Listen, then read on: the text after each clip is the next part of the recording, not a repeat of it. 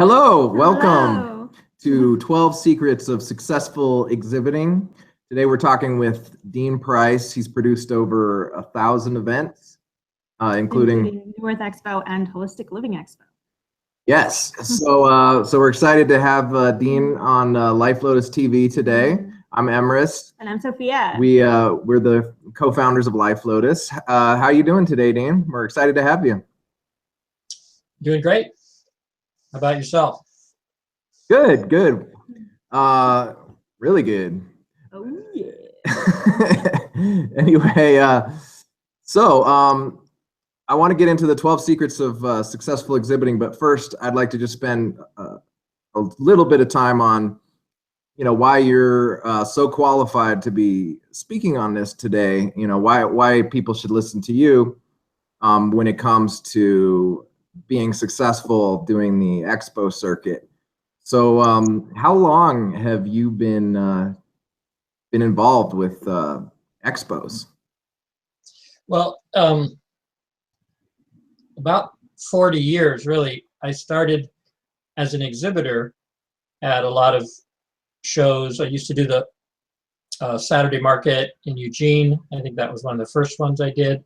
And then I would do the Oregon Country Fair as an exhibitor myself. I was an astrologer and doing body work, massage, polarity therapy.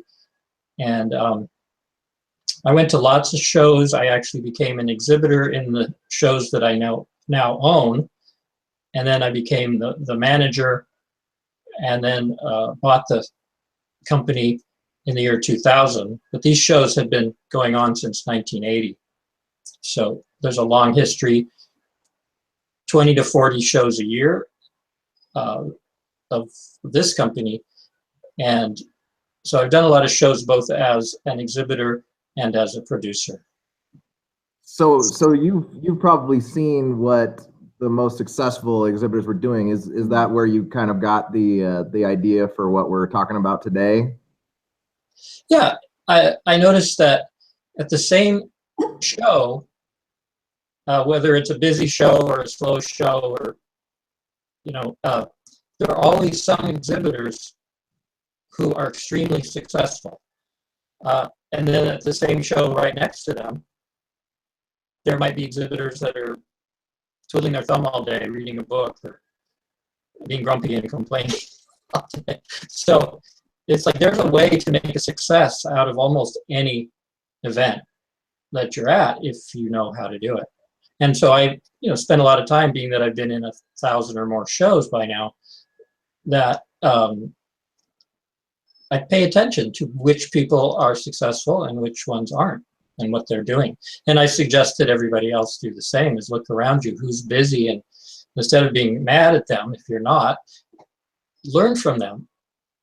Observe what they're doing and how it's working for them, how you might adapt some of those ideas to your own booth. All right, so hopefully you guys watching this, you're going to benefit from 40 years of other people's mistakes and successes by watching this video. So without further ado, let's get into the 12 secrets of successful exhibiting. Take it away, Dean.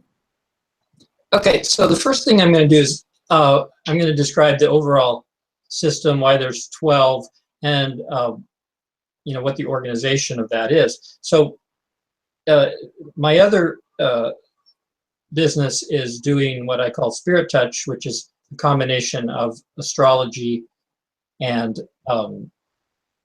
polarity therapy, laying on of hands, whatever you'd like to call it. And so we made, actually the three of us that are talking right now, we made a diagram of the chakras and their relationship to the planets and how things are organized. But the same principle, how the different dimensions of ourselves are operating at any given time, and how you can use them to maximize your success in events. So I'm going to show you the diagram of the different chakras and what the different dimensions are that we're going to base this talk on. So I'm going to share my screen and go to another image. If I can find it. There it is. Okay, can you see that now? Yeah, we can see it. Okay, so we're going to look at all the different elements of ourselves and how those things are operating for our advantage or disadvantage at any given moment. And so, for example, we're going to actually start where it says images, where the third eye is. So we're going to look at our exhibiting experience and strategy in terms of the images that we are showing the world, the words that we say, the feeling state that we're in, what do we need to do, and what does the customer need from us, whether or not we feel passionate about what we're doing. These are the different elements of what we're going to be doing today in this discussion. So I'm going to get out of here and come back. But we'll revisit this image. And also you can see this image if you want to look at it at any given time at spirittouch.org. And that's the organization of what we're talking about today is there. Okay. Great. So do you have any questions so far, you guys, about what I'm talking about? No, I'm happy that this talk is going to, be about, kind of tangible strategies, but it sounds like you're also going to cover inner practices and mental frameworks and beliefs. And I think that that's really awesome because I've seen a lot of webinars on how to be more successful in business, and I don't think I've seen very many, if any, that covered that. Which what could be more important than that? Considering that Your feelings create reality. yeah. Yeah, I mean, since mainly the shows that I produce are holistic and metaphysical type events, and they're full of people practicing different techniques for manifestation and success and improving relationships or attracting money or whatever. So we may as well utilize these types of techniques ourselves in creating a successful business experience. Yeah. Yeah, that sounds like a good plan. Yeah. Okay, so we're going to be combining both very practical, down-to-earth strategies and ideas, as well as holistic and metaphysical models for attracting success to yourself. So if you're ready, we're going to start again with the third eye. And this is the part of us that sees images or is displaying an image. This is the part of ourselves. In astrology, this would be the sun, light, the part of us that has a visual experience. And that's kind of the center of our whole consciousness. Our whole reality centers around the visual sense. So the first thing, when just coming back down to earth, what's the most important thing here is be conscious of the visual image that you're presenting to the world. This is what people are seeing from across the room that might attract them over to your booth, and for them to decide whether to get to the next step, which is to talk to you. So first they're going to take a look, and they may just keep walking, or they may be fascinated by what they see and come over to get a closer look. So the first thing is to create a professional looking booth. If it's a very casual event, that doesn't have to be so stodgy or business-like, but it is something that matches the theme of the event, that expresses yourself. And we're talking about the signs, the photographs, the clothing you're wearing, just the whole visual scene that is happening in your booth is the first step. And that can either work for you or against you. So some of the things you may want to make it beautiful, comfortable, nurturing, enchanting, sacred, or some other positive quality that might interest the kind of people that you're looking to work with. When you're thinking about a sign, think about making it the words, the important words, big enough that they can see from a distance. Use a font that's easy to read and bold. I've been to booths where maybe the person is, let's say, a medium who talks to loved ones on the other side. That's one of the most popular things in the show. And I might know that they're a medium, but I'd have to practically search with a magnifying glass to find that word in the booth somewhere, so that the person walking by knows what they're doing. Maybe they have the name of their business or their name, but nothing about communicating with loved ones on the other side. So you might want to let that be obvious to people what you're doing. And also, some people, they hang their sign off the table. Well, people don't have eyes in their knees. They can't really see it from a distance, particularly if anybody's standing in front of the table or something like that. So you want it to be eye level, like hang it from the pipe and drape if there is any, or put it on an easel or something, or get one of those pull-up signs that look so good and professional and are easy to pack up at the end of the day. They're easy to pull out in the morning. Just things like that. Get some professional exhibiting displays. So that's one aspect of it. But focusing on yourself, look your best. It might be that you want to dress in a manner that lets them know, what business you're in, your field of expertise, something about your tradition, or your training, or your culture, or something that makes you stand out, that attracts positive attention to yourself. In the events that I produce, I notice a lot of times the most successful people are kind of, you think they're really a character, in a sense. They may have a costume. A great example that a lot of people know would be like Astarius, who he moved away, so we haven't seen him in about a year, but he has the greatest costumes. He does didgeridoo healing, and he has costumes that are beautiful, that express who he is. He's a great performer and healer. So bring the best visually out in yourself. And then the last thing about the visual center, besides all these practical things, is use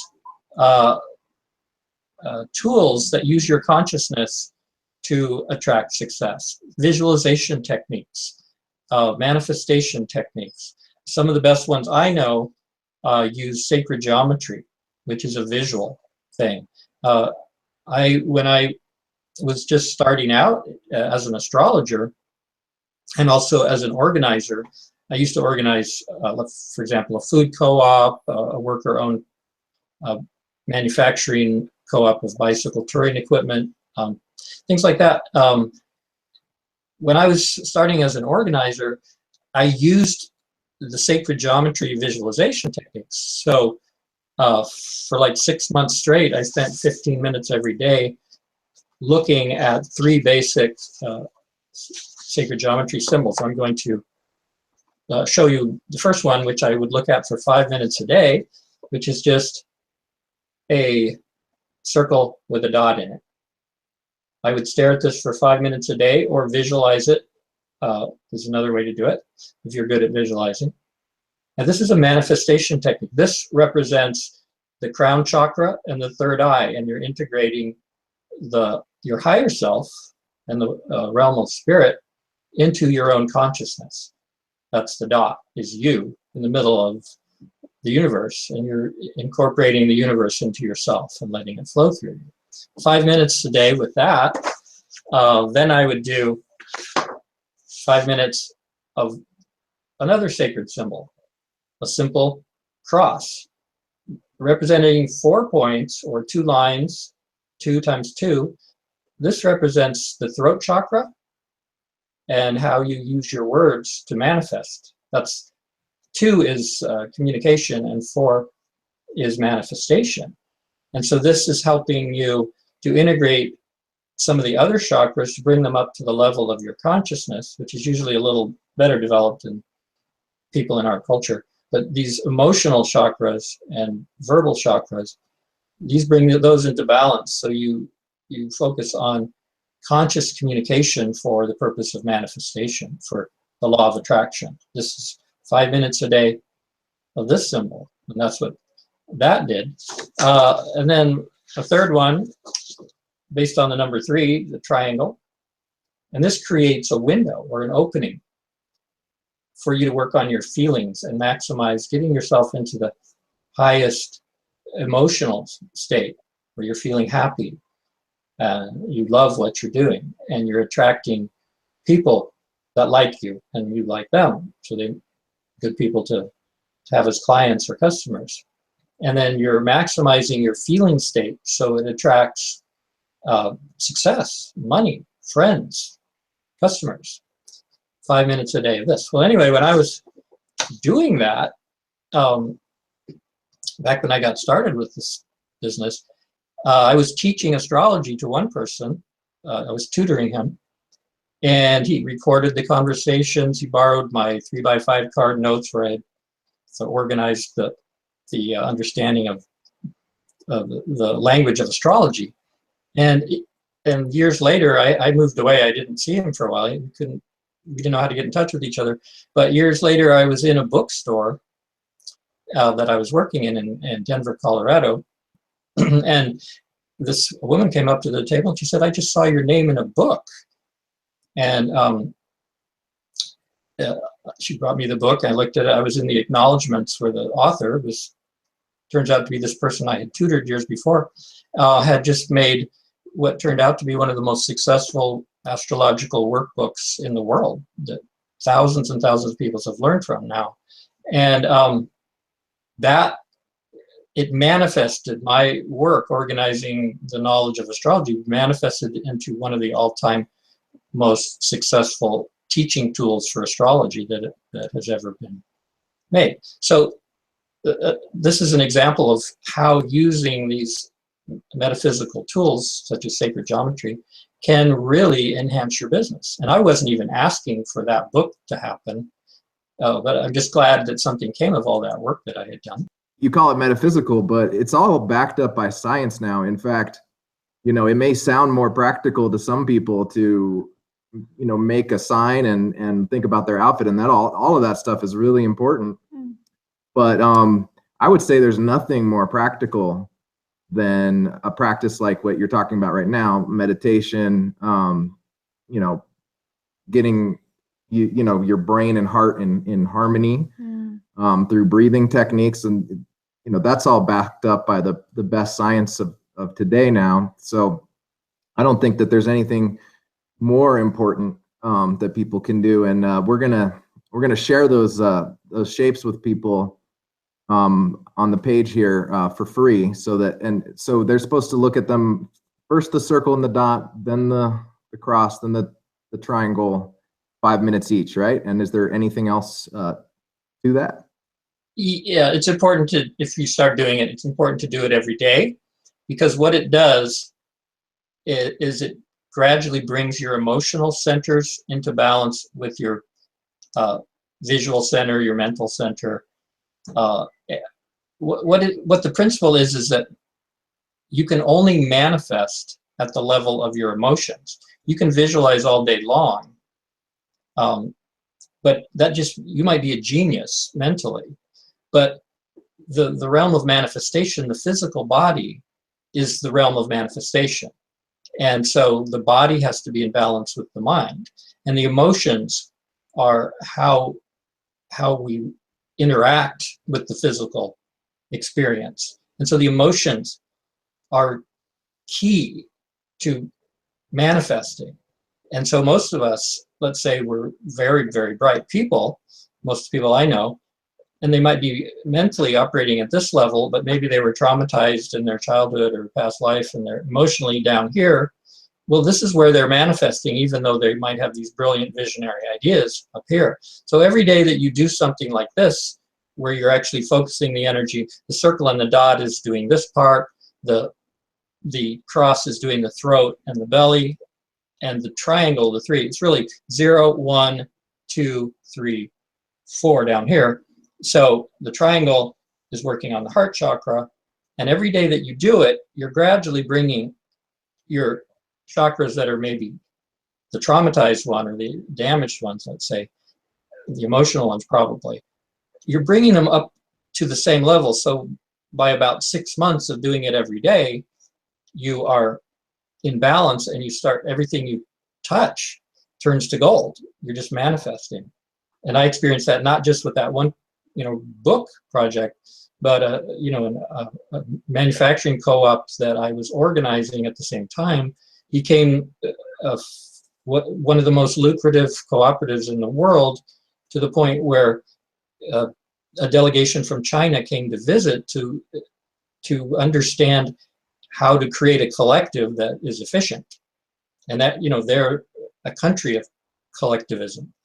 So that's their economic system. So everything was manifesting like crazy that I was focusing on at that time. And then since then, like I said, I've manifested 1,000 events. I mean, I don't know anybody else who creates events with that frequency. It's just a lot of manifesting to do. So I have to back it up with some kind of a meditative practice as a foundation. And if everybody in the show is doing something similar, think how successful it would be, because we're all co-creating our experience together. So. Wow. That's very amazing stuff. So I hope you're getting as much out of this as I am, everybody who's watching. So what's the next tip, Dean? Okay, so just one more thing on that is, like, that's just one example of a great visual manifestation technique. There's lots of videos you can watch. There's lots of, and we're going to be sharing all those kind of resources with you on the webpage and on our Facebook page. And we've already been doing that if you look back through the history. Tons of videos, visualization techniques, different binaural beats, or, when we get into the sound part, things like that. We've got lots of resources that we're sharing with you already. And so just follow the links that you see on this page. Okay, so we're going to move down to the throat chakra. And this is the realm of sound. And particularly the words that you use, because once you've got somebody to visiting your booth because they've seen you, now there they are to talk to. First of all, they've already seen whatever words you put on your sign. And just remember, you've got to speak whatever language they speak. You know a lot more about your area of expertise or your products and services than they do. And you may be so sophisticated you're using words that maybe the name of your business might be a beautiful name, but remember, they're coming over there because they have a need or a problem to solve or something like that. So you have to speak to that. What problem are you going to be solving for them? Or how are you specifically helping them, rather than some esoteric technique that you do that they may know nothing about? You have to address, for example, let's say you're a medium again, like I said before. They may not even know what the word medium means, But if you said something more like communication with loved ones on the other side, that's the issue they have. They're full of grief and they haven't had closure, or they've lost a loved one, and it stopped them from moving forward with other relationships or something like that. This person really could benefit from communication with the other side. You know what I mean? So that's what I would say. If I was able to do that sort of thing, I would say communication with the other side on my sign, as opposed to astrologer, numerologist, medium, channeler, or something like that. I mean, that's good to have there too, because some people do understand what that means. But different people would use those abilities for different needs that the public might have. So I would say, really think about what words are the first words they see on your sign, or the first words they hear from you. And just think about what is the issue that they have. How can you help them is really the most important thing to let them know. Yeah, that's, I don't know if anybody else, if that's a major light bulb going off for them, but for me, starting to think of business in exactly the way you're just talking about. What problem am I solving? Was totally revolutionary and mind blowing. I think it really helps to get clear. Yeah. Yeah. And write it down. And yeah. Got to put yourself in the other person's shoes. What are they, what are they there for? And speak to that.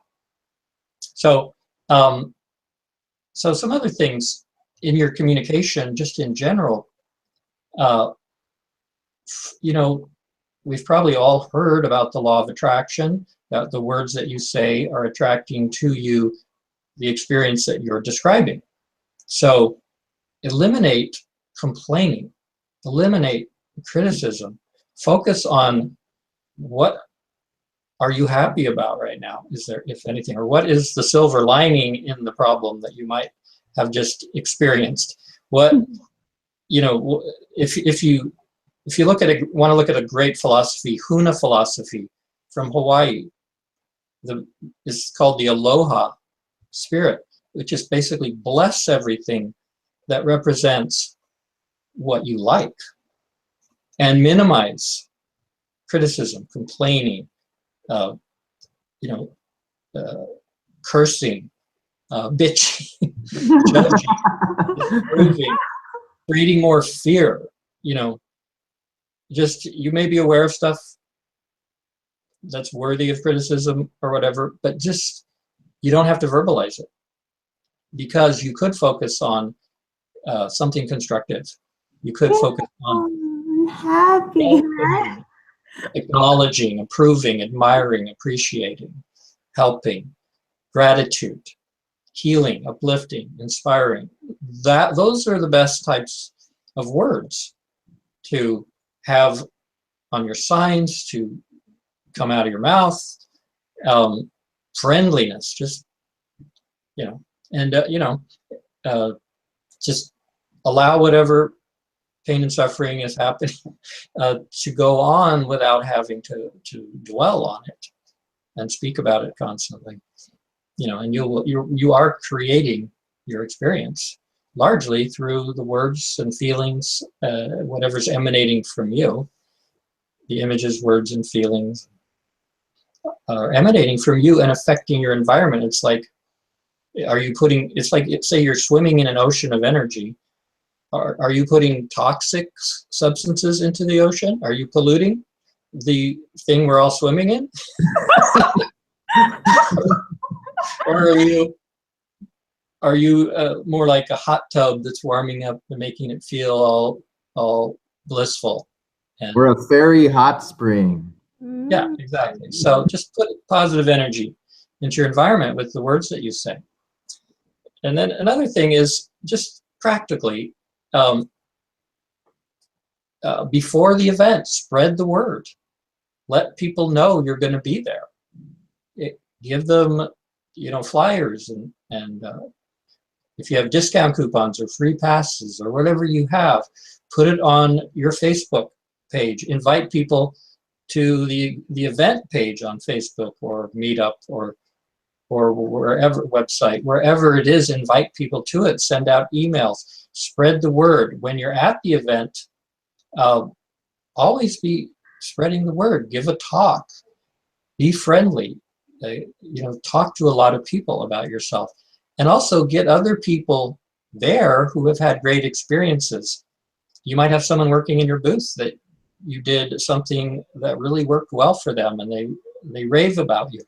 You want those kind of people in the room. You want to invite your friends that love what you do to the event, so there's people in the room talking about you. Create a buzz and make it, create a great event for yourself, regardless of whatever else is happening to other people. You can create a great event, through the words that you say. Get testimonials. When people have a good experience, have them write it down, or better yet, record a video. Bring, whatever you need to record their feelings, the difference between how they felt before they they worked with you and how they felt after. That's if you're a practitioner, a counselor, or whatever, or get a product testimonial, of people who love what you make or sell. So these are positive ways to use the verbal center. So, and always collect information, collect their contact information, make friends with them on Facebook, get their email address, get their phone number, if offer them something later, follow up, with whatever method of communication you're using, follow up with them, because the main reason for doing these kinds of events is to build your network of clients and customers, not just for that one day, but long term. So there are many people who come to the show, they're not even trying to make money that day. They're trying to meet a lot of people to get onto their mailing list or their Facebook network of people. And they're going to be following up with them. They actually have a strategy for making a lot of connections and communicating with them later. So communicate with people before the event, people you already know. During the event, spend all day talking to people, the more the better. And then after the event, talk to them again. Make sure that you have their contact information. If you need to do a raffle or have a fishbowl for people to put their business card in, or or mailing list form, something for people to fill out, give them an incentive so they will do it. And then you can really make the event into a success long term. Okay, so we're moving down to the heart chakra, and this is in astrology, this would be Venus. If you look at that diagram that we'll have on the website, I'll link to. The first one was the sun, the visual center. The next one was the first planet around the sun, Mercury, the throat chakra, communication. And now we're at Venus, the planet of love, and now we're at the heart chakra. So basically, what can we do to maximize our feeling state? Because that's even more important than anything else. Is we're there to build relationships with clients and customers. Now, who are they going to choose? They're not going to do business with, all the exhibitors and speakers in the room. They're going to pick the people they like. And do you like grumpy people, complaining people, or do you like happy, cheerful, friendly people? Happy people, friendly people.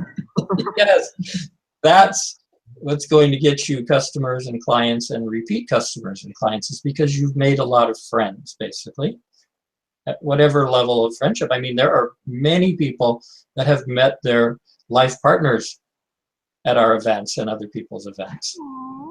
I can't tell you, we don't know how many babies there are in the world, and now, because this has been going on so long, how many teenagers and adults and even middle-aged people there are existing in the world because their parents met at one of these events. Think about it. Think about it. So, because this is a place where, whatever kind of an event it is, where you will meet kindred spirits, people that share your interests. And they might be exhibitors or customers or speakers or clients, whatever. But there are also personal relationships that form all the time. And so this whole event is about relationships. And how do you attract the kind of relationships that you would like to have? Or do you want to follow the principle, misery loves company? No, you'd like to make friends with happy, mutually supportive, mutually empowering people that might become your clients and customers and really like what you do. So make friends with those people. Cultivate a positive feeling within yourself before the event even starts. Yeah, because it's not just people you're communicating to with your feelings. It's also The field. the quantum particles, or whatever you want to call it. The divine matrix is receiving communications from the human heart. Yeah, so I think you guys actually have a really good meditation that you learned for working with the heart. Maybe you could share that right now. Oh, sure. We learned this from watching Greg Braden, and Dr. Joe Dispenza also talks about this, and other people too. But basically, to get into gamma state, which is, people have heard of alpha, delta, theta. What's the other one? I think it's beta, brainwave states. But there's a conversation. They've now figured out that there's not brain cells, but brain-like cells in the heart. So your heart it has Neurites, right? Yeah, neurites, I think they're called.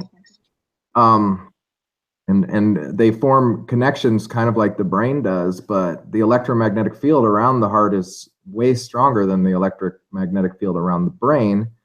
And they know that changing electric and magnetic fields affects quantum particles. And they also know from experiments that quantum particles rearrange themselves based on your feelings, and your DNA actually, if you're feeling stressed out, it actually constricts and gets tightly wound, literally. And if you're feeling grateful and happy, it actually triggers all sorts of amazing processes, including anti-aging hormones. Basically, the brain is either from, depending on what message it receives from the heart, it's either sending stress like cortisol and adrenaline, or it's either doing that, or it's sending all these positive happy chemicals to repair your body. And anyway, so you can get yourself into that state of high heart-brain coherence very easily, according to Greg Braden and those guys. All you have to do is bring your attention to your heart, and the easiest way to do that is to put your hand on your heart, or like this, or however you want to do it, but touching your heart. And then all you have to do is slow your breathing. So you're doing about 5 seconds in, 5 seconds out, or even slower if you want. And then while you're slowing your breathing, just feel gratitude for anything or anyone. And if you do that for even 3 to 5 minutes, the benefits last for many hours. And so that's something I think everybody should probably be doing at least 3 times a day. We're doing it. We just got it. Sophia just got a nifty little tool from the Institute of Heart Math, Inner Balance. Yeah.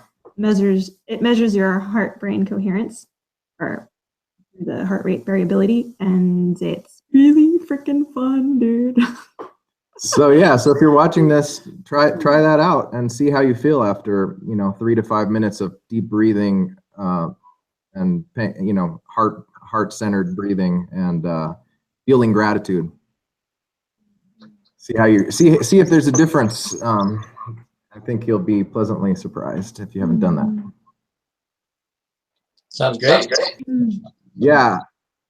I want everybody on Life Lotus to, whether they're a vendor or a show producer or a customer, to do that every day, because I can't really think of anything more important than this kind of stuff. For the world, for the planet, for health, for everything. Okay, so one other thing I'd like to mention about the event is to basically, before you're going to make an appointment with somebody or sell something to somebody, there's something that happens before that. And what it is that works the best is you're essentially giving them a positive experience when they first come over, see you, talk to you, start getting to know you. and possibly making friends with you, is you're basically giving them a positive experience for that to work. You're putting them, you know, if you're in a high feeling state, you know, let's say on a feeling state you're operating at a 9 out of 10 or something, pretty high feeling state, let's say, and they're coming in there and they've got a problem and they're really operating as a 3, you know, just them being in your presence and that feeling state that you're emanating starts to raise them up as they spend more time with you. They go from a 3 to a 4 to a 5 to a 6, or however much you can lift them up just with the interaction that you have with them and the rapport that you establish, the chemistry between you. Give them a positive experience. This is before any money is ever going to change hands. They're being drawn into you because they're feeling better already. You know, a lot of it is that, you know, some people call this the placebo effect, like nothing really happened, but something worked. Well, it might be the feeling state effect. Like you told them, this works, you know, and you're giving them hope or something like that. So not only can you give people a positive experience in your booth, you can give a lot of people a positive experience at the same time in a group by giving a free presentation or a workshop. We encourage people to do something experiential that's not just all words and all information, but have them experience something that makes them feel better. You know, so a good example of that, like say, often the mediums, I'm using them as an example, they'll do a session where they start contacting loved ones on the other side in a group session in a room, kind of like James Van Praagh would do, or some of these other people that have done it at shows, events, conferences, television, you know, whatever it is, you give people a group experience. If it's a healing technique or a meditation technique or something like that, give them some information but a lot of experience. And they get to know you, they learn what you do, and they get helped already. And if it works for them, they're interested in more on a more personal basis. So that's a really good way to build your business, is by not only meeting a lot of people, but making a lot of people happy and feel good. You know, basically the principle is feeling good, positive, being happy, having it occur in present time, not as a future promise. You know what I mean? This is what works for people, is create a happy, positive feeling state, emanate it, and add it to the mix of the environment. Remember, think of it as an ocean of energy.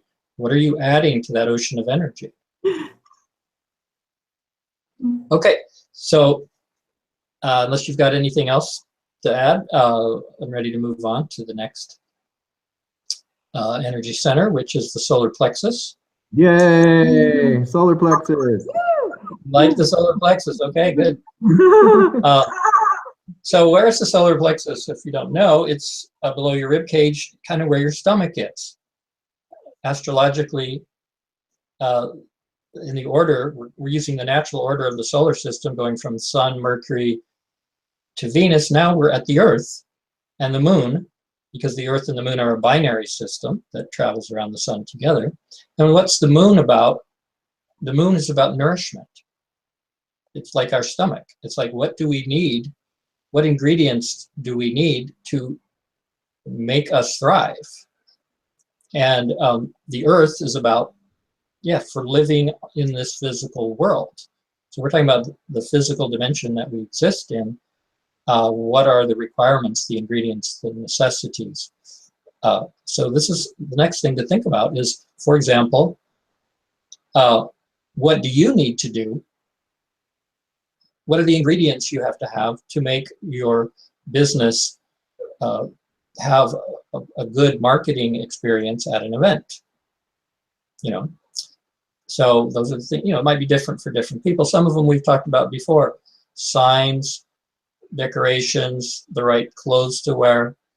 You know, maybe you need to give a talk. That might be one of the ingredients. You know, everybody's got a different recipe for how to be successful at an event.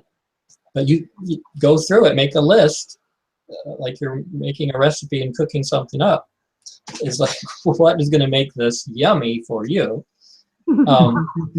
So one other thing is put your attention on what the needs of the people coming are.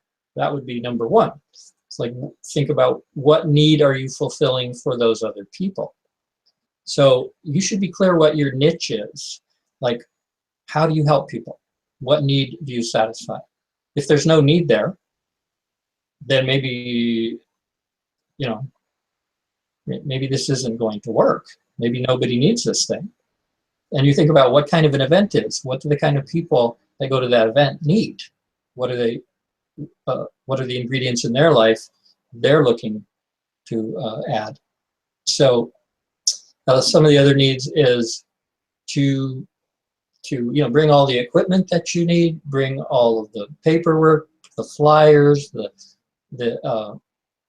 sign-up sheets, the pens, the fish bowls, what do you need to make this work for you?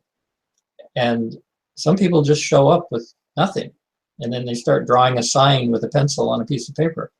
Well, that's not going to work, because you need like a sign that people can read and see from a distance. You need, to be dressed properly. You need, if you're a massage therapist, you need your table and pillows and sheets and cushions and blah, blah, blah. You need your crystal ball or your tarot cards, or what are all the things that you need? And then at the end of the event, before you forget, because you're going to notice things that you don't have that you needed, write down a list for next time. Evaluate your results. What could you do better if you did it a different way or had a different set of ingredients in the experience you're cooking up? So anyway, those are just some of the things. I'm sure we can all think of other needs that we should be thinking about, but the most important one is, what does your client or customer need, and how are you satisfying that? So if your niche doesn't fulfill a need or satisfy a need or solve a problem that the people that come to that event have, then you have to reevaluate that whole thing. That makes sense. Okay, so now moving on, one more chakra. We're at the planet Mars. Mars, we used to call the god of war, but it's really hormones. It's like testosterone, estrogen, progesterone, passion. It's like it was the god of war because all that testosterone, people wanted things like in other countries. Can we take a quick break? Yes, we can. Okay. We'll start again at Mars. Yeah, I'm gonna go. Oh, we'll start over at Mars. Okay. Bathroom break. Okay, cool.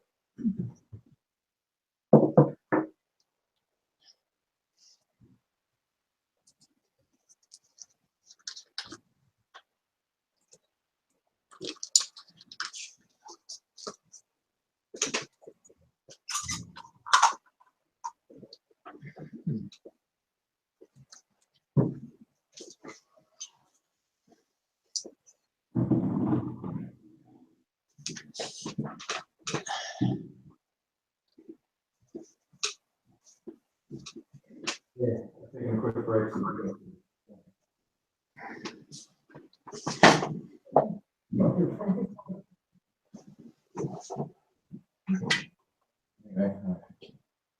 We're all warmed up.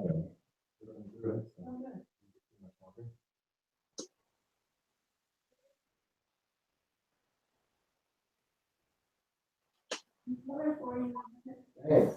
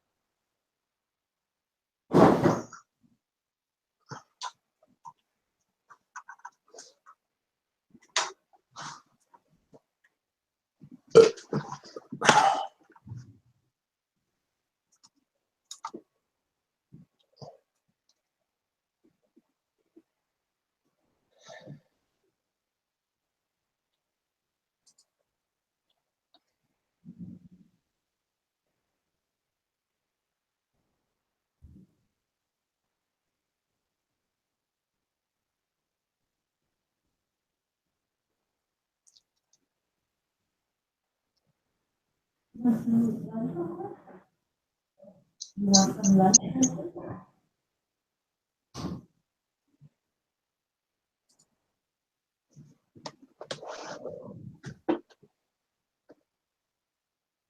Dean. Hi, Vicky. How are you? Good. Happy Hey, birthday. thank you. Thank you. I'm 39 years old. You look like you might be a couple years older than that. Actually, that's how old Emerson is going to be this year. So, Well, no, dude, we're all going to be 21 because now we learned about that enzyme that repairs our telomeres. So we're freaking, oh, Which enzyme is that? you It's the one that gets activated by going into that heart-brain coherence. Oh, right. Okay, see, Dean, we can not only not get older, we can get younger. that's nice. I got a question for you, Victoria, Yes. which is Emerson and Sophia have been getting into Bruce Lipton. Yes. Don't I remember Lucille talking about Bruce Lipton? Was that the same guy or is that somebody else? No, somebody else. What was that person's name? I don't know. It was Lipton. It was something Lipton. Do you remember? I don't. Okay. Yeah, I just remember she had like a colleague or student, maybe from her Nature of the Soul days or something. I thought it was Bruce Lipton, so I could be wrong. I don't remember, but that doesn't mean it didn't happen, but he is. When did he write the Biology of Belief? I think he was in med school when we were studying with her. I don't think so, because he was Okay. working with stem cells in 1967 before anybody even, a handful of people even knew what stem cells were. How old is he now?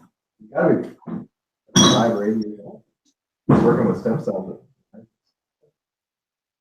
So he says he was working with. Yeah, we heard him on the radio the other day. He said he's working. I don't know, Dean. You might remember something that that I don't remember. If you ever see someone like that was around for the early days, like Gretchen or Norm or somebody, they might know that person. But Right. whoever. I think their name was something Lipton. I could message Gretchen. I think I have her cell phone number. Cool. Yeah. I saw all those people. We had a reunion. I remember When was that? That was like last year, I think. last year, yeah, around this time. And so Gretchen and Norm and Bill Barrett and Rowan. No, Rowan wasn't there. Bert was there via Skype. Fox, Craig Steele,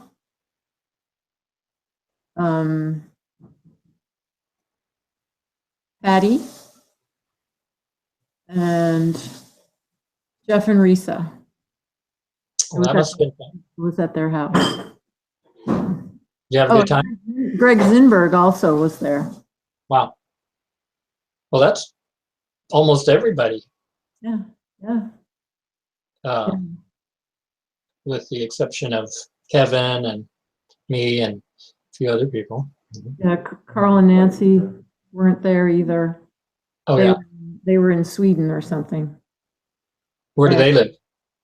They live in New York, and they were traveling to Sweden that week.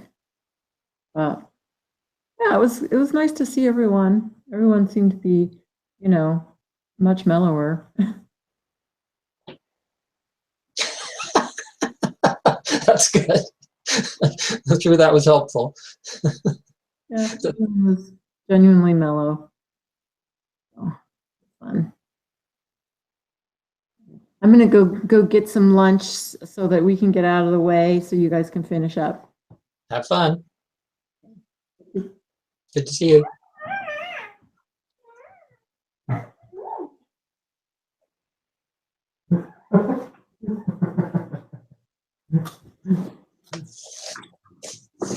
Hi. Hi, Dean. Hey, Sophia. I think the video's going very well. Yeah, it is. Just one. It The is. secret to new telomeres. What was that? Eric's. Yeah, isn't that freaking awesome that the telomeres, the DNA repairs itself? Like it has the ability to repair itself, and voila, you've got perfect DNA.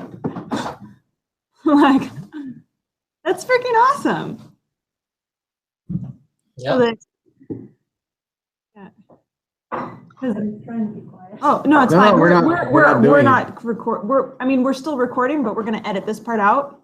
So feel free to make as much noise as Yeah, you make want. a ruckus and Yeah. a rumpus. Yeah, What's we're the difference just- between a ruckus we're and a just rumpus? talking.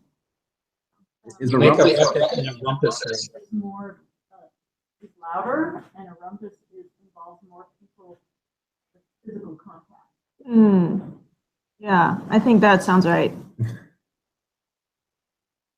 That rumpus was such a ruckus. Made So, such a ruckus at the rumpus. Yes.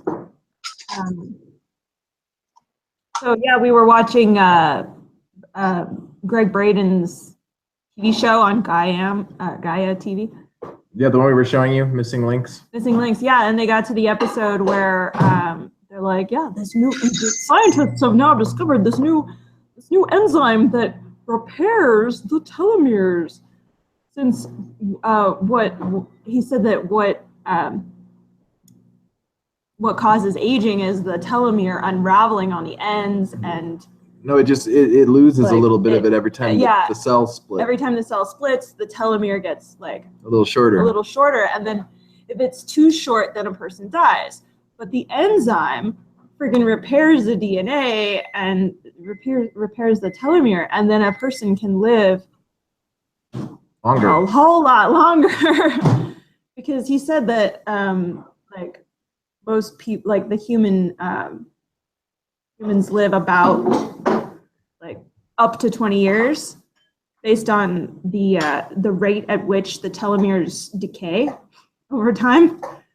So their capacity, if they're taking really good care of themselves, is like only up to 120.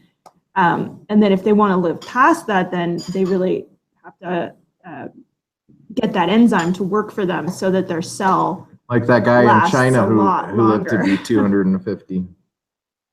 But all the super old age people that Greg Braden was able to compare to each other,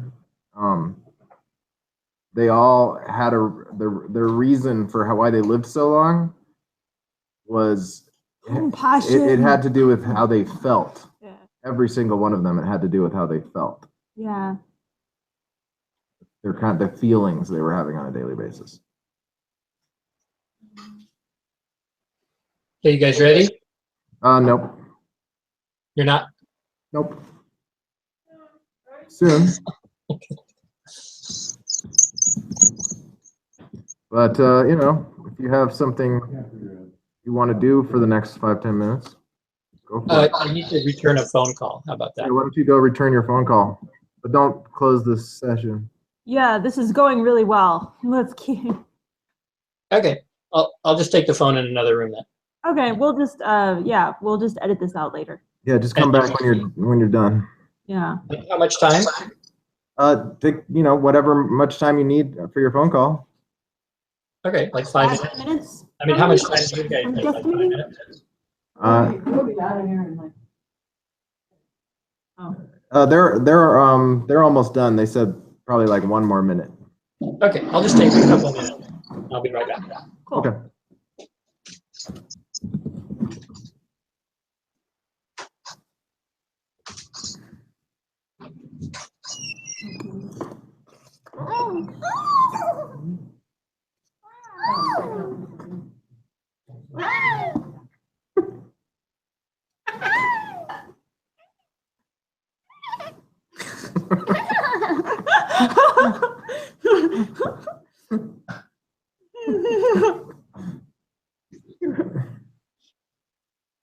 Oh, did I learn how to twitch my nose like a bunny?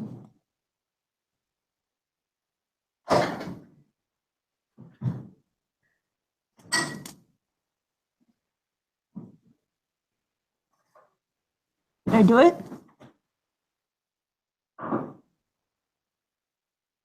Mhm.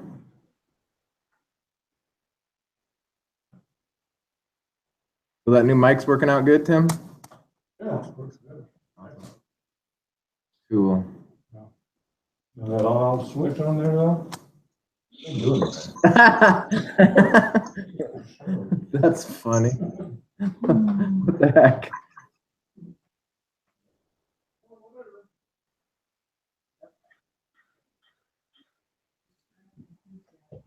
Okay.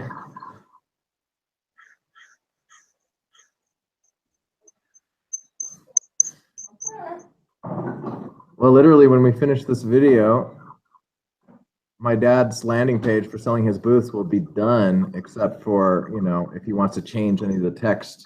But I'm happy with the text, and we can make it a little better over time as a landing page by looking at Ty Lopez's pages and stuff. But pretty cool.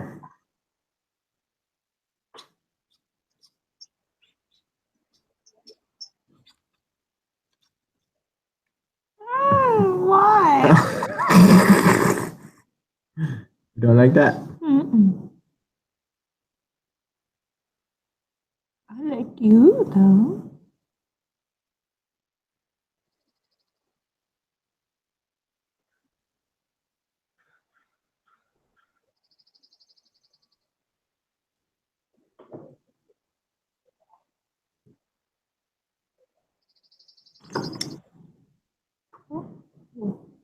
That's some sort of animal.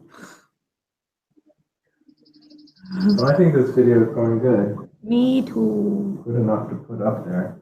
Yeah. It shouldn't be too hard to put up the shapes. I can put it up as a digital product and then just A PDF that they download Yeah. and print up.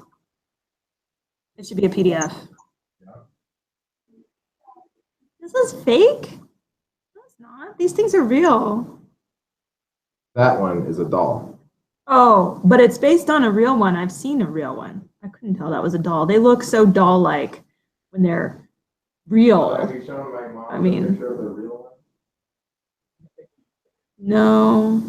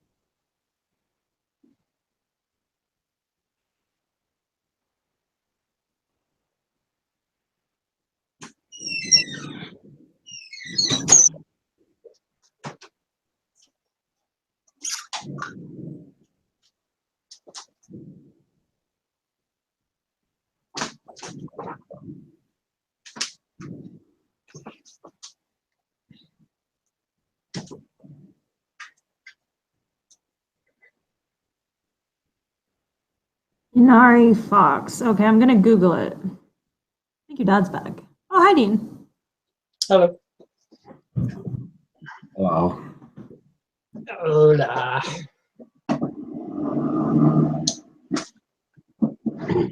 Ready, Sophia? These are dolls. Maybe these are dolls. Maybe they're not real. I could have swore they were real. It sure does look like another thing that is real, that is a Japanese animal. Oh. Hi.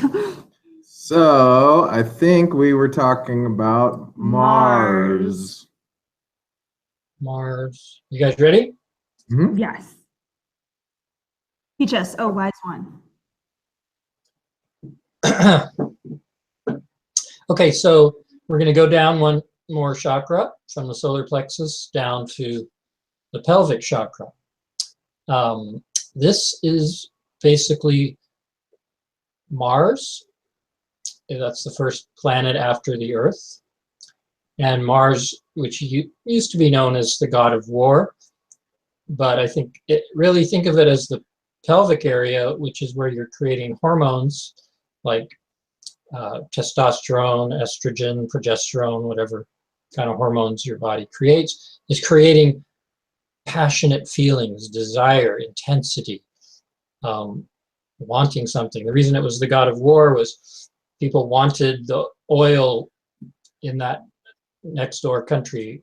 They want to build a pipeline through that country, or they want to, you know, be in the drug business in that country. This is why most wars are fought. Somebody wants something because they want to make money with it or whatever. So that's desire. That's passion.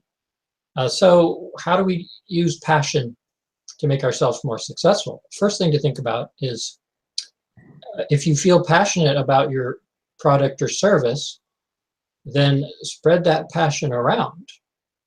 You know, the best salespeople are very passionate, not necessarily aggressive, but they're proactive and they have a lot of feeling and they convey that feeling to people. If you don't feel passionate about your business, then it really would be a good thing to evaluate whether you're in the right business or not. It's going to be harder to promote.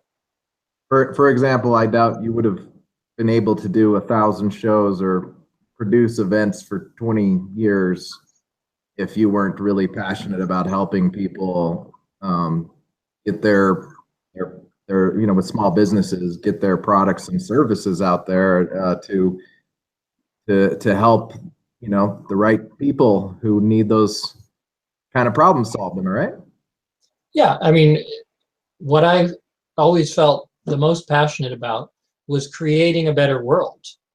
It's like the way the world has been for a while is not exactly operating at its highest level. So the kinds of exhibitors and speakers that are in the shows that I produce are helping to co-create a better world. And that's what I feel passionate about, is making that happen. So, so anyway, you need to harness whatever your passion is and make that what your business is, if possible. And if it's also solving a need, as we said, and so a problem that other people have. So that's actually the advice that billionaires give. I don't know if I showed you the YouTube video where they have like 50 different, I don't remember exactly how many different billionaire founders that they had on there, who and the YouTube video just goes from clip to clip of these guys all saying, if you want to make a lot of money, don't try to figure out what you can do to make a lot of money. They said, do something you're passionate about. That helps a lot of people. That helps a lot of people. In big ways. Exactly. Yeah. Yeah. In a nutshell, that's really one of the most important aspects of your success. So, so anyway, spread that passion around and be very proactive. Introduce yourself to people, initiate a conversation. Don't just wait for people to find you. Don't hide. Don't be shy. If you are shy, have somebody helping you that feels passionate about your product or service, somebody that you've helped, and they can convey that to people. But be active in the creation of your success. It's not going to just happen passively. Set goals. What is it that you really feel the most passionate about? as an outcome. So set that as a goal. What would you like to have happen as a result of your participation in this event? How many new customers, clients would you like to have? How many leads would you like to get on your mailing list and your phone list and your Facebook list or whatever other social media you do? So think about what you want. That's what that energy is about, is desire. What do you want? And make that happen. And feel the feeling of the dream fulfilled, right? Yeah. What does it feel like to be swarmed with clients? Yeah. So anyway, that's harnessing your own hormones, basically. It's like that energy, that emotional energy and drive, that irresistible, passionate feeling that you can't ignore. Harness that energy. That's what athletes do if they want.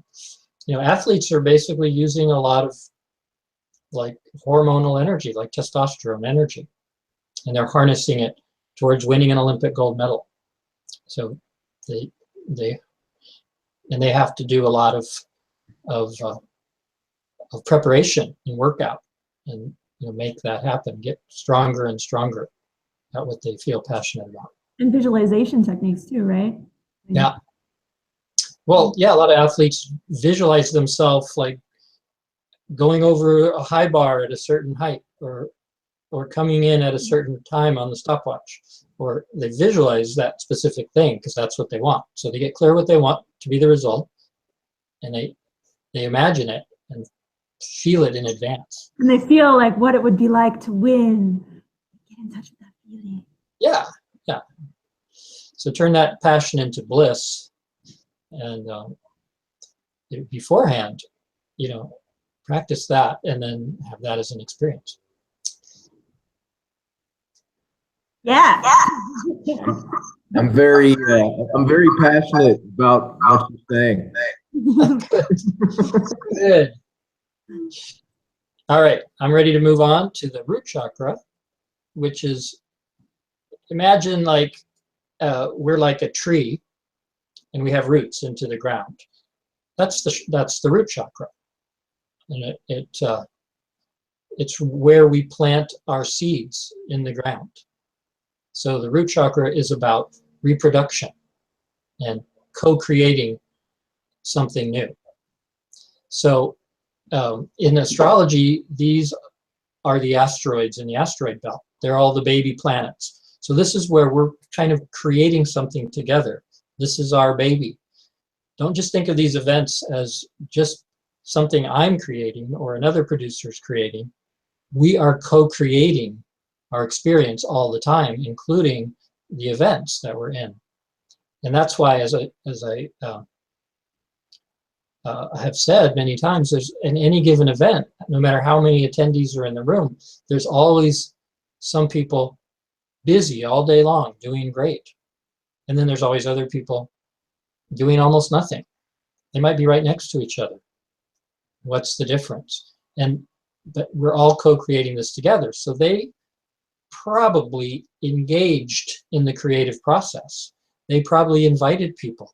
They might have made appointments. They might have already filled out half of their schedule before the show even starts, if they're a practitioner. They've participated in, like, on Facebook promotions. They've invited people. They've sent out emails. They've posted it on their website, and they let their network of people know. Because I have my network of people, you have your network of people. We don't just want my network there. We want all of our networks there. We want to have a thriving event. This is what we're co-creating. So, so be aware of that.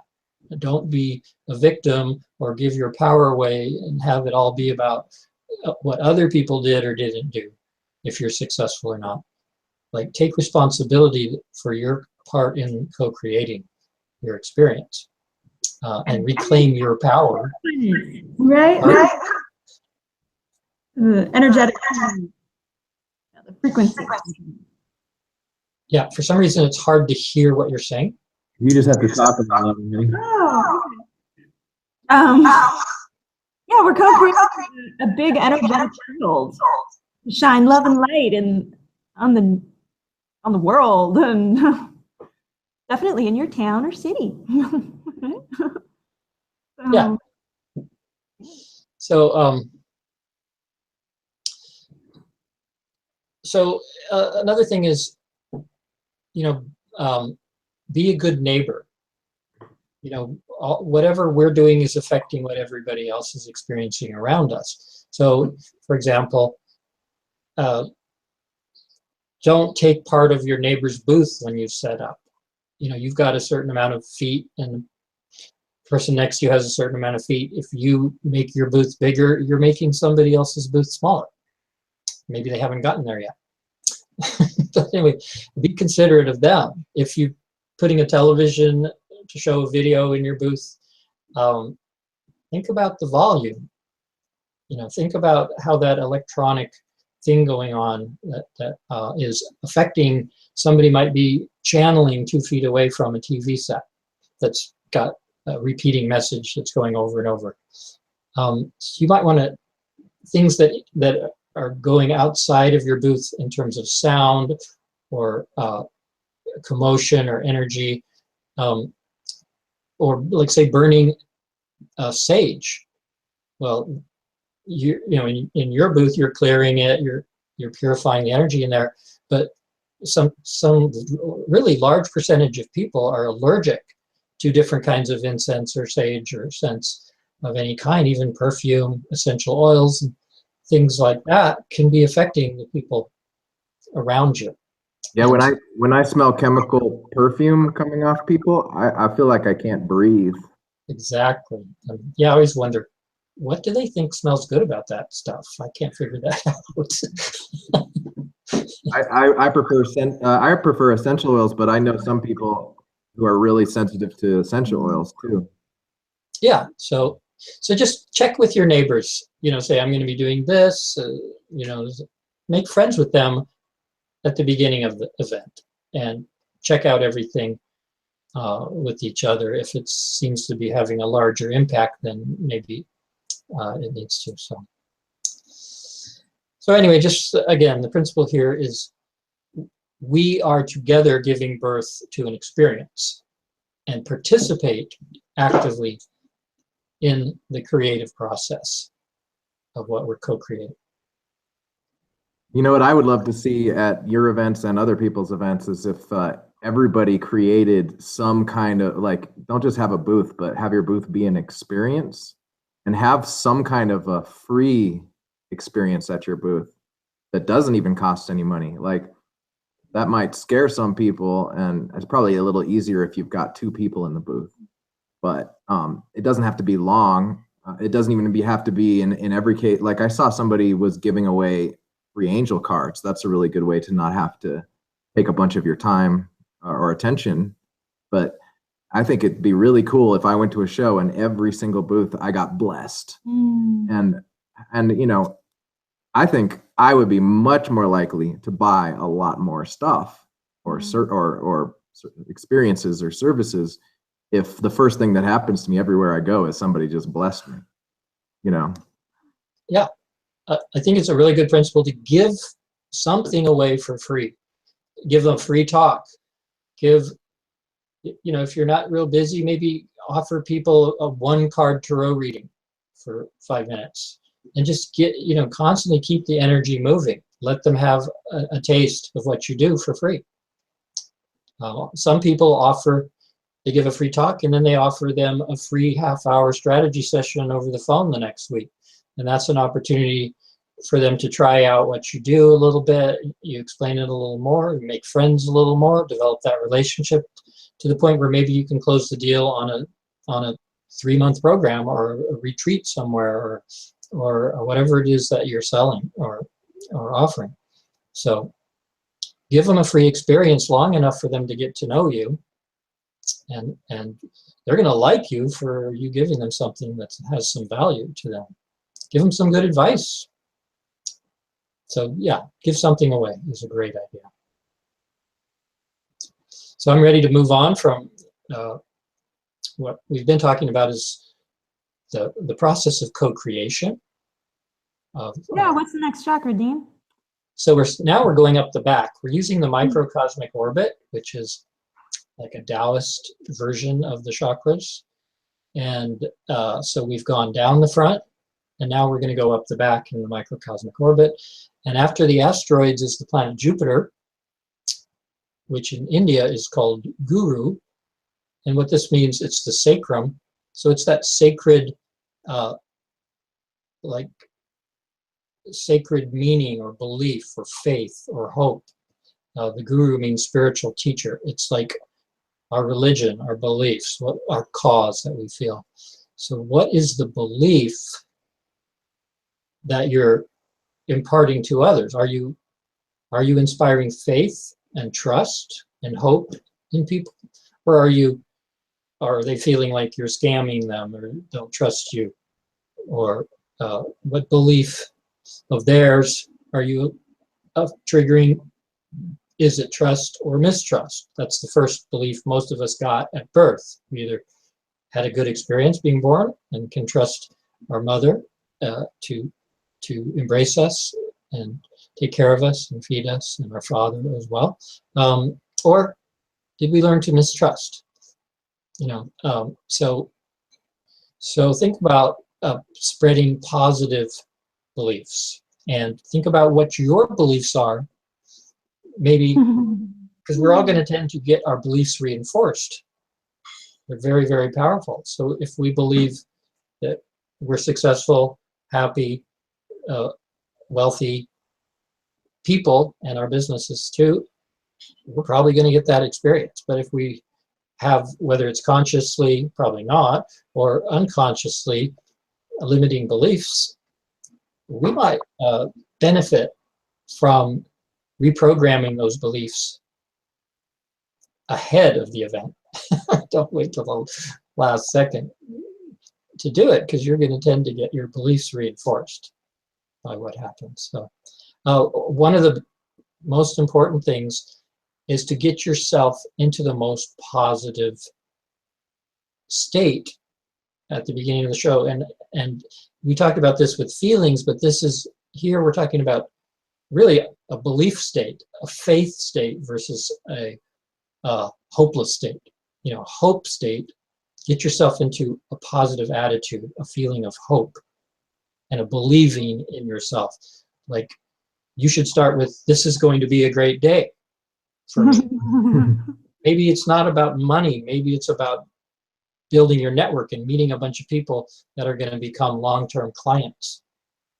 But whatever you do, spend a certain amount of time at the beginning of the day optimizing your attitude, because what you're really selling is your own state of consciousness, your feeling state, your belief state. So the best kind of state to be in is one of inspiration, enthusiasm, positive thinking. Those are contagious. And so spread that faith around. Yeah, so that's kind of like, let me get this straight. So you're basically advertising the dimension you live in, and you should really ask yourself the question: would somebody want to pay money to come out of the dimension they're in and into your dimension? Exactly. Yeah, if your dimension is hopelessness and despair, it's a hard sell. They've probably got enough of it already themselves,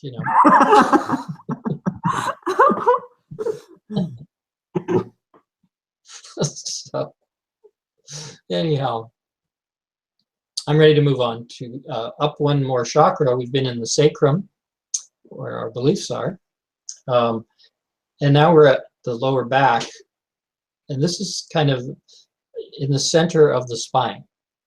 This is the center of our skeletal structure. So we're dealing with Saturn now. Saturn, how it has the rings around it, it represents a set of boundaries or a set of rules or a system or a process. In Saturn's case is, what are the hoops that you are going through? What are your rules and boundaries? And what is the system that you put people through? So There are a lot of different systems, including no system at all, which is what a lot of people use, but there is various systems for being successful in your business and at an event. It's a good idea to have a strategy ahead of time and to develop it, because it takes time to evolve it and get good at it and see what works for you. But be working on a structure or a strategy or a system.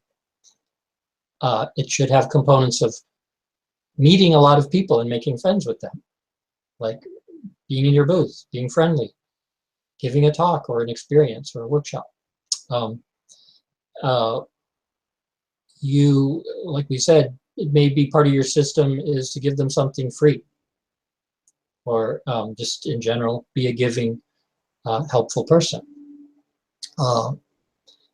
It might require, depending on who you are and what your product or service is, it might require an assistant who helps to sell. You know, there are some people who have someone who's really enthusiastic, has had a great experience with you or your product or service, and have them at the front of the booth. Maybe that's a better system for you than selling it yourself. Also have clarity about how you spend your time.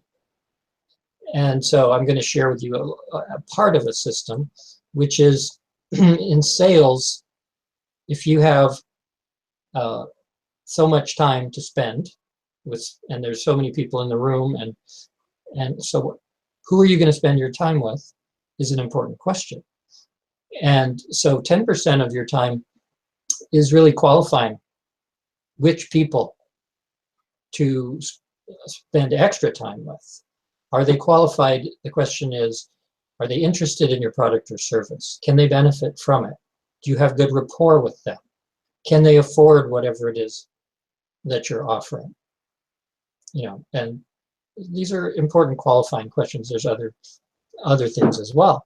But you might notice, for example, who's carrying around a big bag of things that they're buying. Well, that person maybe can afford to buy stuff, to spend money. Maybe not everybody in the room can buy very much. Maybe their budget is a stick of incense, you know, whereas another person's budget is they could buy one of everything from every booth in the show. There are people in that position. So everybody's got a different, you know, ability to spend money. And that could be one aspect of qualifying people. But also, do they have a problem that you can solve is another big qualification. Do they have a need that you can fulfill would be another way to say that. Now I'll give you another example of a person who spends a lot of time at a show qualifying people. So I had one vendor tell me that he was looking for very, very specific people. People who were very wealthy and had a terminal disease. And those were his only, those were the only people qualified for his service, because he had the ability to help people heal from terminal diseases. And you know, he was very professional, had a PhD, but also a near-death experience, can work with the other side. And he told me that in 4 shows he had made $250,000 in my event. And I thought, wow. And he didn't make any of it at the show. He just spent his time, you know, standing there, talking to people, qualifying them, finding people who fit that category, and working, and then establishing them as a client after that. It wasn't cheap to do what he did, but so he needed those specific people. So qualified people, 10% of your time, qualified people. And then give them information. That's another 10%. You might think, oh, information should be more, but really a little bit of information goes a long way. You know, what you do, how you can help them with their problem, how much you charge, or whatever kind of information, how much time it takes. But give them the information. A lot of it could be in literature, in signs, or in conversation. But give them some information. But again, that's not the most of what you're doing. The next part is what mostly you're doing. 70% of your time and energy is building rapport, chemistry, developing a relationship with them, finding out if you like each other. Would you like to work with each other? This is particularly for people who do a service. But you don't even have to be talking about yourself, your product, your services. Find common interests, develop rapport, just develop that relationship. And every once in a while, you know, you get into how you can help them and what your product or service is. So it's just like when we're, you know, posting things on Facebook or promoting the show, it's not all about advertising the event and who's going to be in it. A lot of it, and you guys taught me this, is a lot of it is being helpful, giving them something helpful, inspirational, and not making advertising be the whole thing that you're doing all the time. You're just developing those relationships. And then we're at 90% now, so we've got 10% more, which is don't forget to close the deal. And closing the deal might just be getting their phone number or their business card, their email address, their Facebook handle. And so you can close the deal later. Or you might be able to close the deal right then. But like if you're giving a talk, give yourself like the last 10 minutes to maybe offer them something that encourages them to close the deal. Like, I'm doing a special at the show, everything is 20% off. I'm offering everybody a half-hour strategy session over the phone next week. I'm passing around this clipboard, you know, give me your email address, your phone number, I will contact you in a couple of days, and we'll take it to the next step. To close the deal one way or the other. Ultimately, you're trying to get to having a credit card or a check or some cash and an appointment or a sale of a product or whatever it is.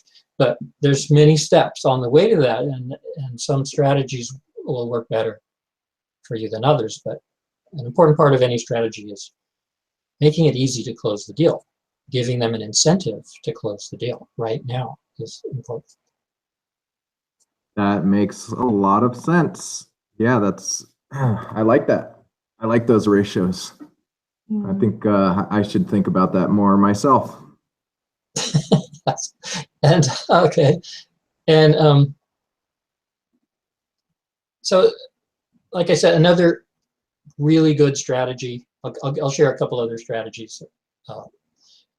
One is testimonials. If you have clients that have really benefited from yourself, it's going to work a lot better for you. Like, you may be shy and you don't want to tell them, by the way, I helped this person. I saved this person's life. I turned this person's marriage around. Or I helped them get free of that horrible person. Or whatever it is. Whatever you did to help people, it's probably going to sound better coming from the person who was helped, rather than you just bragging about it, even if you do it in a nice, subtle way. So you might get a written testimonial from some of your best success stories. If you've helped somebody who's well respected in the community, who is famous, who wrote a book or is a movie star or a politician or somebody that people might like their opinion or might value their opinion, those are the best testimonials. So she'll get either a written testimonial, be prepared with something for people to write into a book or onto a piece of paper, or better yet, record it. On your phone, you probably can record a video, or on your computer or tablet. Just have that as part of your booth. One of the aspects of your strategy is recording testimonials, and those will sell you. And you can post them on your Facebook. You can put them on your website. You can have them available for people to experience in your booth, either in written form or watching a video. So these can be very powerful persuaders for closing the deal. Yeah, testimonies and reviews are very persuasive to me personally. I always look at reviews and testimonials of things I'm interested in. And a quick Facebook video. If you have a testimony you wanted on Facebook, I highly recommend uploading it as native content. Talk louder. Really? It's not. It's confused that it's supposed to stay on you, I think. It's also, Uploading to Facebook, wait a upload minute, it directly to Facebook instead of uploading it to YouTube first. Just put it straight up on Facebook, because then Facebook likes that, and Facebook will show your video to more people. Yeah. Yeah. yeah. Cool.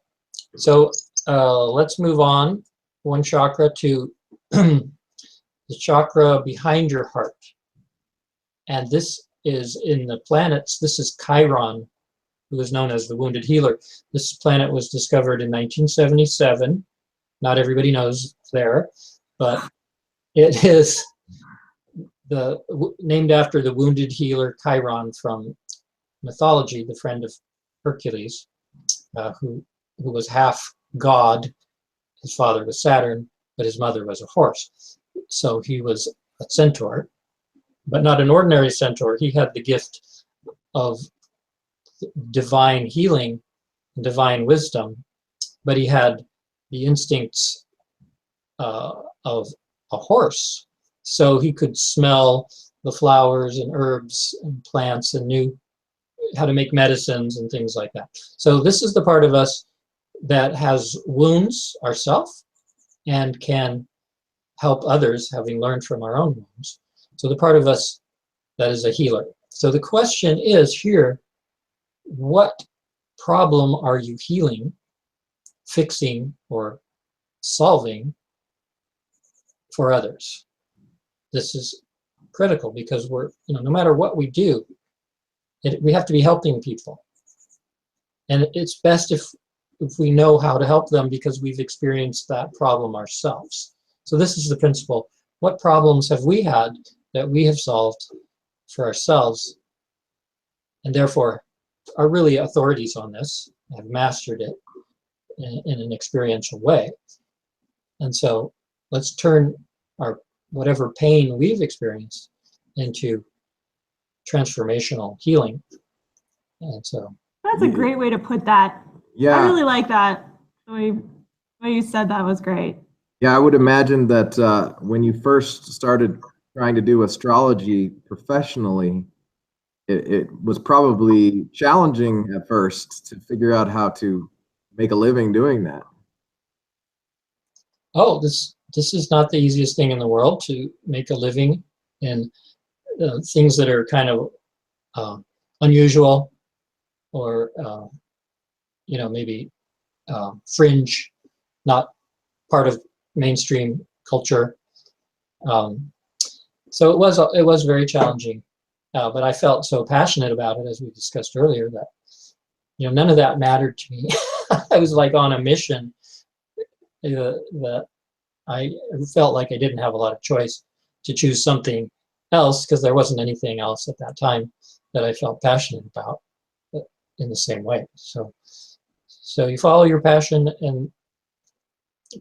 but again, you try to figure out, how do I use this new tool or technique to help others, to heal their problems, solve their problems. And different people's problems differ at different times. I was in my 20s when I started doing astrology.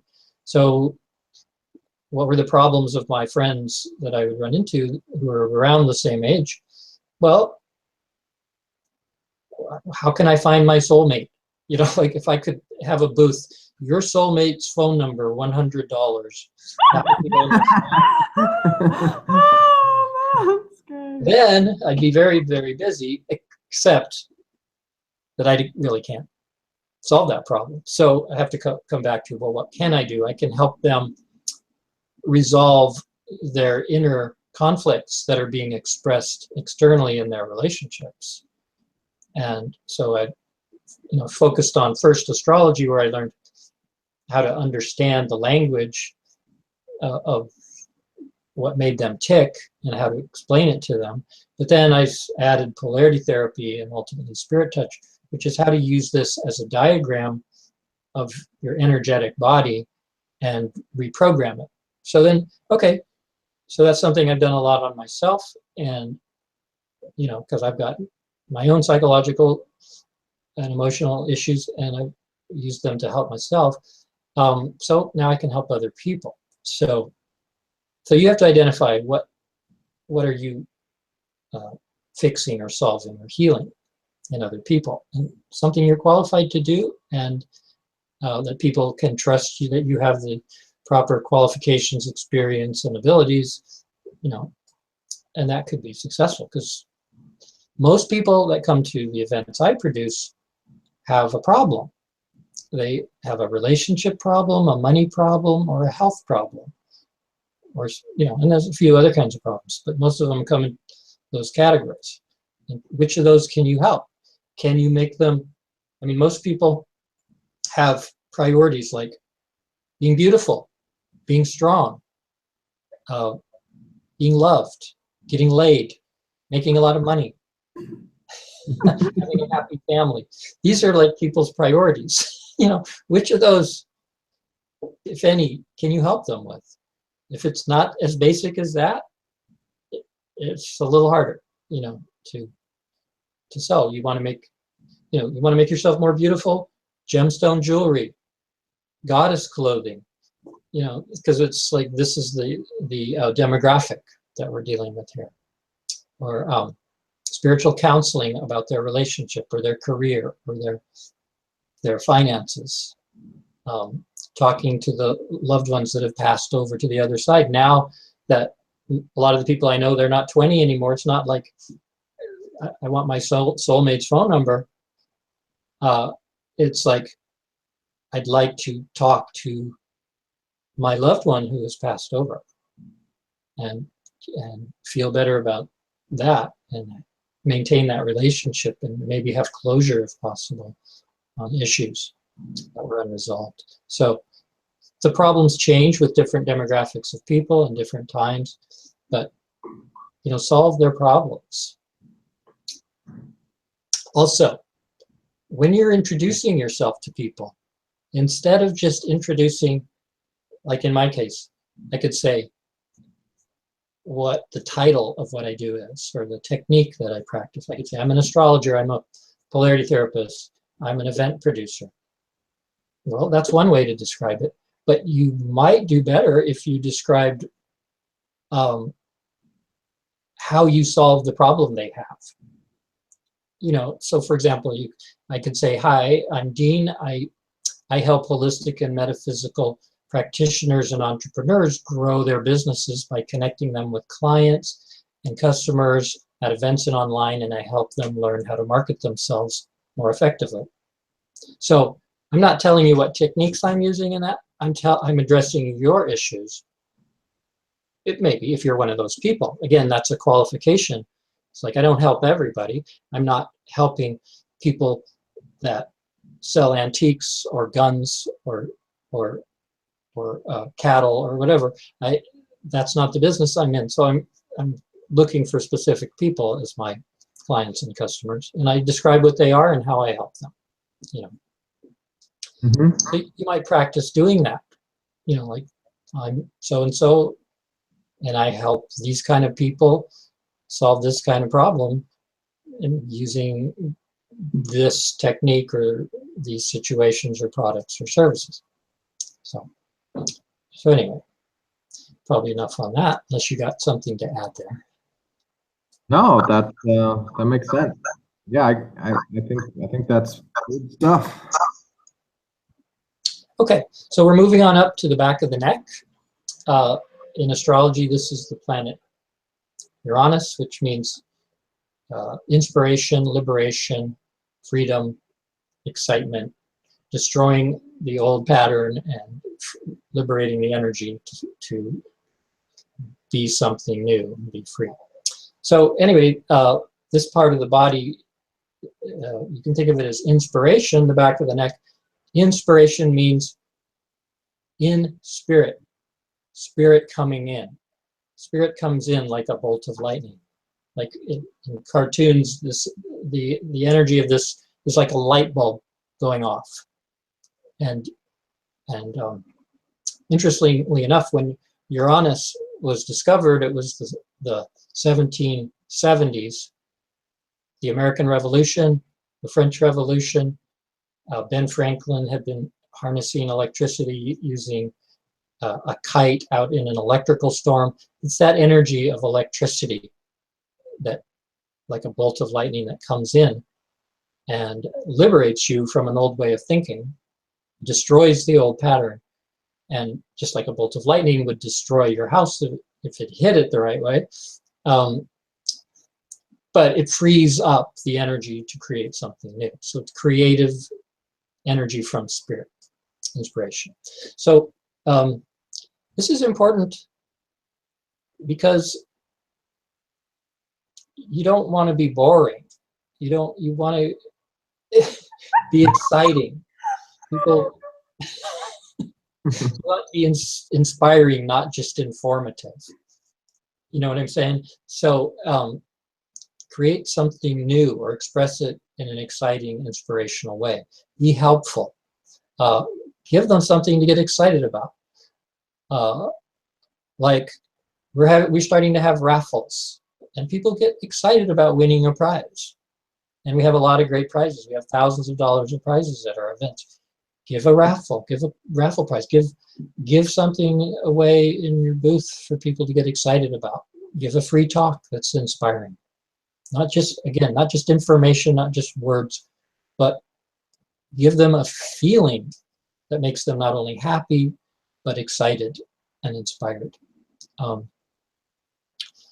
And as we said before, your promotional activity, including whatever you do on Facebook, for example, or other social media, use it to inspire.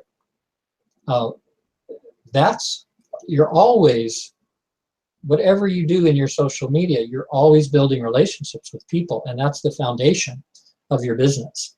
And it shouldn't always be promoting something. It should be, most of the time, helping and inspiring, or just commiserating, building relationships, sharing feelings, and whatever. But this is the excitement that you're building. So that's an important part of preparing for a show and how you express yourself at a show.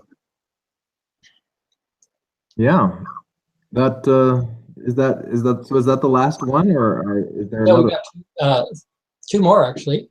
Oh, two more. Okay. Yeah, so that was the back of the neck and the planet Uranus. We're going to go back. We're going to go up one more to the back of the head. This is Neptune, which, like the ocean, King Neptune was the god of the oceans. Neptune represents that part of us where everything merges together into one, where all the rivers join together and become one ocean, an ocean of unified energy. So like one person's life is like a river, even though it's changing all the time. It's always a moving process in the river, but it's always moving to the sea where it merges with everything else. And that's the collective unconscious. And in the body, it's right here at the back of the head, and what we call the subconscious, which we think of as the part of the collective unconscious that's us. But really, it's one big ocean. You might have Monterey Bay in there, or San Francisco Bay, or the Indian Ocean, or something. But it's really all one mass of water, where there's no place where one body of water and another body of water ends. There's not a wall there. They all flow into each other.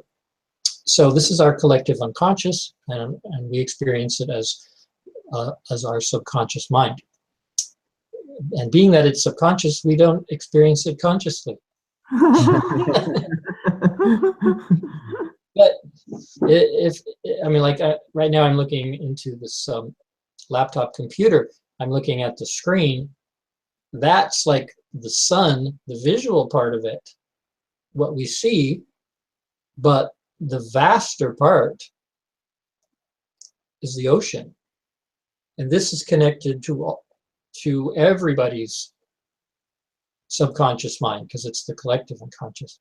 And it contains all the programming, the collective programming, like all the programming we got in school, in church, with our family, the media, television, radio, the news, whether it's truth or mind control, whether being hypnotized or liberated, all of those things are merged together in this big ocean of our subconscious mind. And we've got programming in there from our families, from our childhood, from our past lives, from our ancestors, and from all those institutions that are bombarding our subconscious with subliminal messages all the time. So that it's a soup with a lot going on and a lot of waves moving around, and whatever part of the ocean you're swimming in is affecting you quite a bit. So that's our subconscious programming. So again, to use the metaphor of the computer, the subconscious is like the programs. There's a lot going on that you don't see on the screen. Some of it you're typing in yourself, but some of it is in the software, and some of it is, on websites that you're receiving information from or linking to. Whatever, that's how our minds work. We're all hooked together in this massive subconscious soup. When Neptune was discovered, it was the 1840s. This was when communism was invented, to have an economic system, communism, as one, where it's all for one and one for all, you might say. Just like in the ocean, it's all for one, one for all. But also photography was invented. And pretty much the same year as we discovered Neptune, the daguerreotype was being developed, the most primitive form of photography. So what we now have is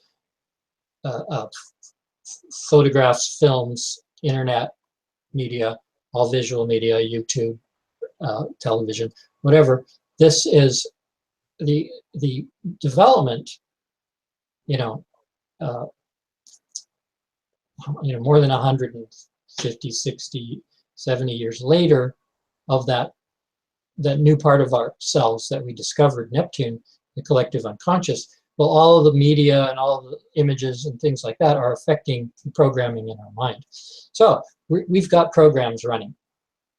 We may have a program that we're happy, wealthy, loving, sweet, abundant people, or we may have programs that we're abandoned and dejected and rejected and losers, and nothing ever goes right for us. Whatever, there's all kinds of complex programs about relationships and money and what makes us happy and feel good and what doesn't.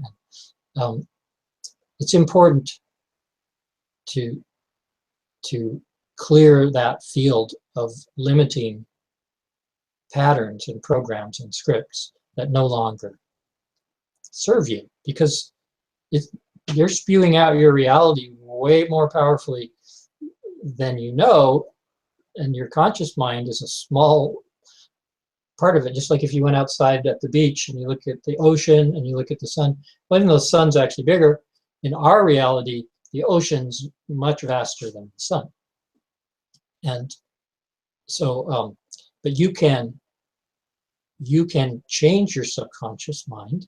You can reprogram yourself. You can clear it, and we're not going to spend a lot of time on doing that right now. But those techniques are available. Some of them we've referred to, like the sacred geometry, which uses a visual technique to reprogram the subconscious. But take advantage of all the stuff that's available to you. There's lots of it at the events. So it's no secret or anything, but self-hypnosis, some kinds of energy work, many hands-on techniques or visualization techniques or tapes and videos and binaural beats and music and things like that. Use those kinds of things to reprogram your subconscious mind for success.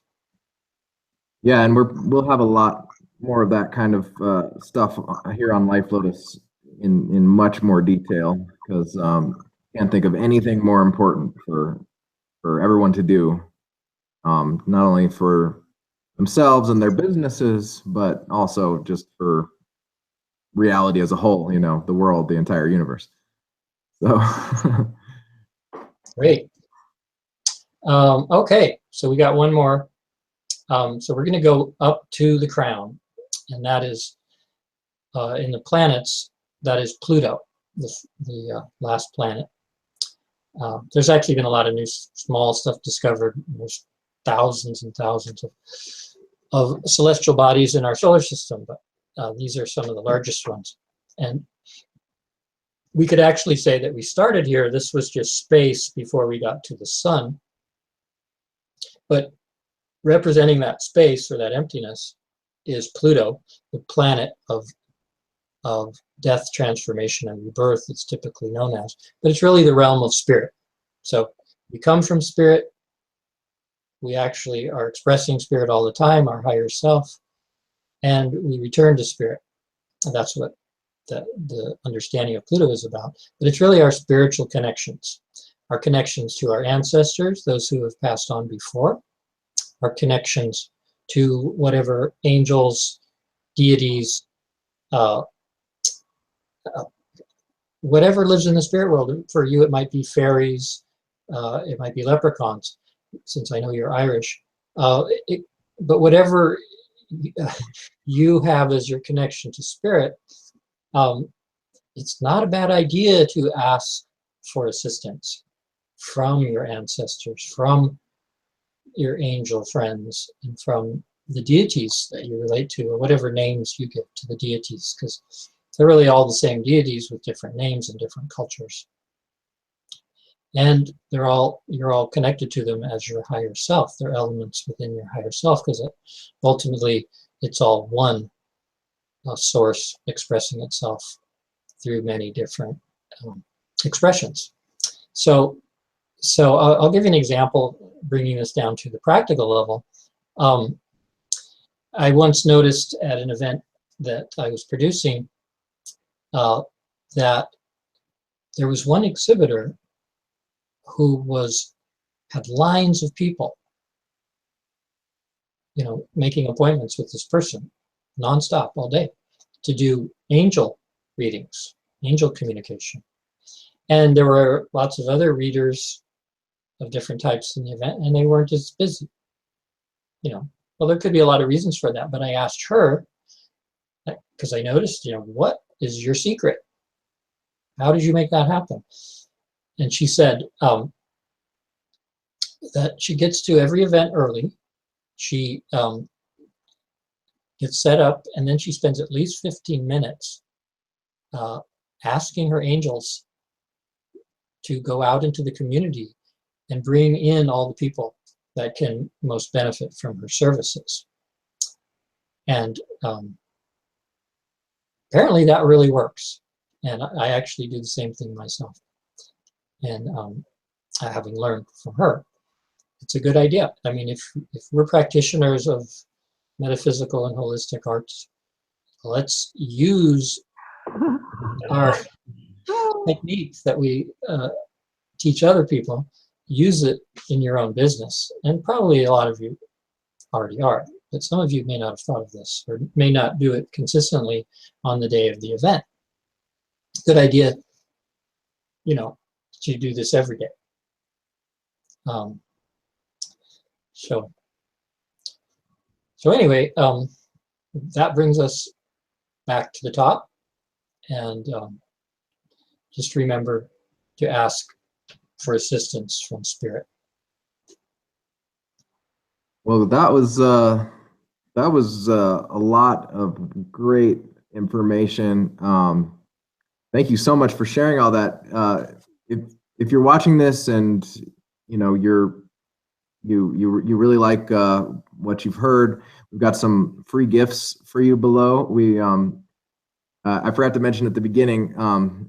You know, it's good if you took notes, but if you didn't, we're actually going to give you for free a written version of those 12 secrets for successful exhibiting. That should be below the video here on Dean's Life Lotus page. Also, those shapes that he showed you earlier, the for the meditation, for the 15-minute meditation, the circle, the dot, and the cross and the triangle. We've got those below the video as well for you to download, so you can start doing that today. And if you'd like to work with Dean, he's got all of his events below and all of his booths for sale, and he's got some great specials. So you can get some great deals, and there's some bonuses down there, or whatever his current specials are. They change, so you know, if you really like what you're seeing, you know, get it right away, because it might be a different special or a different bonus next week. And if you'd like to talk to Dean on the phone, his number is 831-239-6835, and his website is newearthevents.com. Yeah, you can give him a call if you have any questions. And the specials and the prices are only good if you buy them here on the Life Lotus page. But if you want to, if you don't want to, you know, if you're not into computers and you don't want to click buttons and you'd rather just do it over the phone, you can get the same specials when you call him. You just have to mention that you heard about it on Life Lotus, and if someone sent you over, you know, give him their name so that he can give them a nice gift for sending you over. But so anyway, anything else before we wrap this up, guys?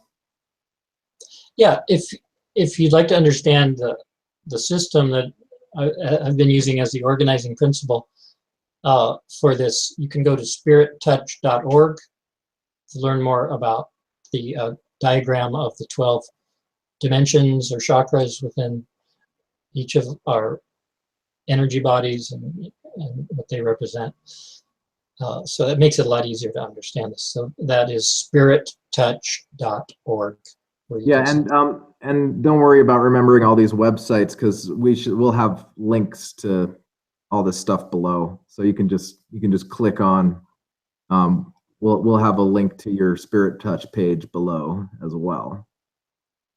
Cool. So anyway, thank you all so much for joining us. Thank you for sharing this wealth of knowledge that you've learned over the years.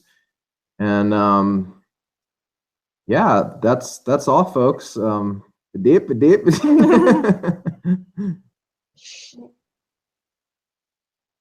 Yeah, and if this webinar helped you and you're a vendor and you think that maybe Dean's shows are a good fit for you, there's booths below and you can buy those, and the specials are listed below as well. So